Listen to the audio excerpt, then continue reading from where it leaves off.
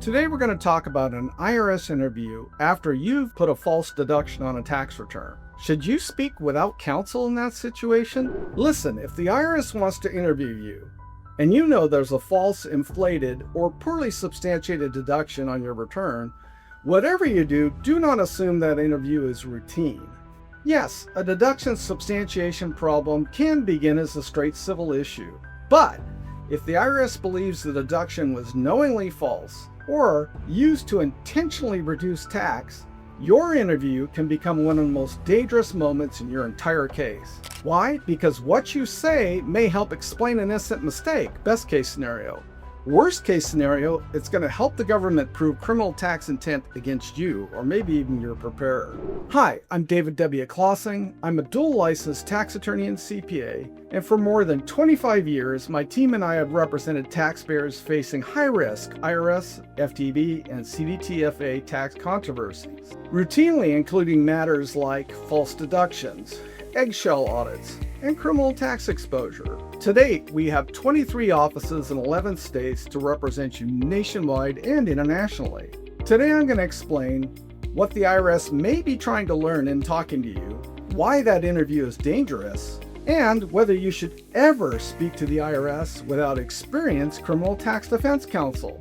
When a false deduction becomes a criminal tax issue, you need someone like me. On the other hand, the IRS disallows deductions every day without opening a criminal tax case. A taxpayer may simply lose a deduction. Why? Because the records are weak, the business purpose is unclear, or the rules for deducting something were misunderstood. The danger changes dramatically when the facts suggest things like the deduction was knowingly false, especially where there's a multi-year pattern of like behavior. For example, the auditor discovers fake receipts, inflated charitable deductions that you never made, personal expenses that were disguised as business expenses and deducted, false or made-up mileage logs, or sham contractor payments. At that point, the government focus shifts from whether the return was wrong or right to whether the taxpayer acted willfully and should be prosecuted. This is why the interview matters so much. Documents tell one part of the story. The interview fills in the rest. The IRS may already know what deduction was claimed, what records exist, and what payments were made, and whether the deduction appears suspicious. The interview, however, is where the government tries to learn things like, who created the deduction? Did you review this return before you signed it? And they're going to pay attention to whether your explanation sounds truthful or improvised on the spot. In other words, the interview often exists to narrow the criminal tax intent gap, to determine whether you cheated or not. Every answer you give matters. Listen, if a special agent wants to talk to you, your risk level changes dramatically.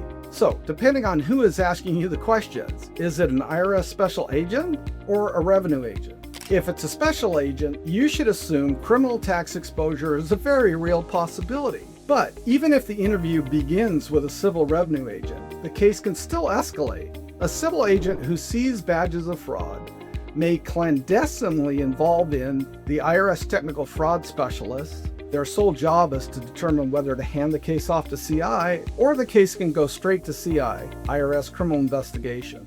Listen, if there's any fraud on your return, the original preparer is the wrong person to hire. All right, many taxpayers immediately call the preparer who filed the return. That can be a serious mistake. The preparer may become a witness against you, and any communication with them is not protected. Now, communication with your attorney, on the other hand, is. That preparer is likely to become government witness number one against you. The issue is whether the person who may have contributed to the problem should be controlling your defense. The correct legal answer here is a resounding no way. So, what should you do before speaking? Before any IRS interview, counsel should review the return, any suspicious deductions. Does a multiple tax year pattern exist? We're going to look at the preparer file, bank statements, receipts, invoices, emails, mileage logs, accounting entries.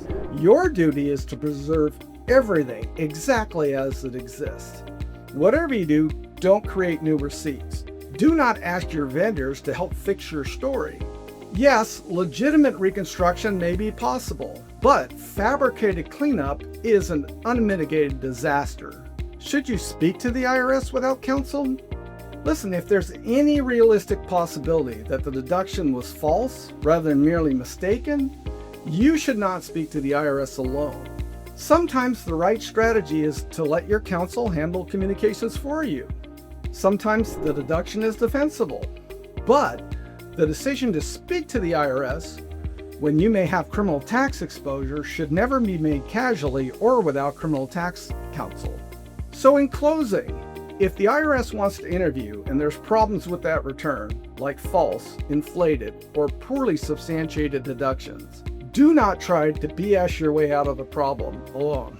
At the tax law offices of David W. Klasing, our dual licensed attorneys and CPAs routinely analyze returns. We look at deduction records, we look at preparer files, and we put together a civil and criminal tax defense for you.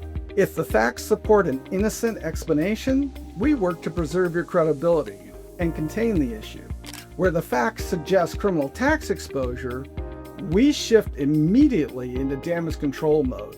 We provide a privileged, sensitive defense strategy. Call 1-800-681-1295 or visit Klasing-associates.com to schedule a confidential, reduced-rate initial consultation today. Because a single IRS interview can shape the government's entire theory of criminal tax intent against you. To date, no client we have ever represented in an audit has been criminally prosecuted for tax fraud. Dave Klasing, tax attorney, CPA.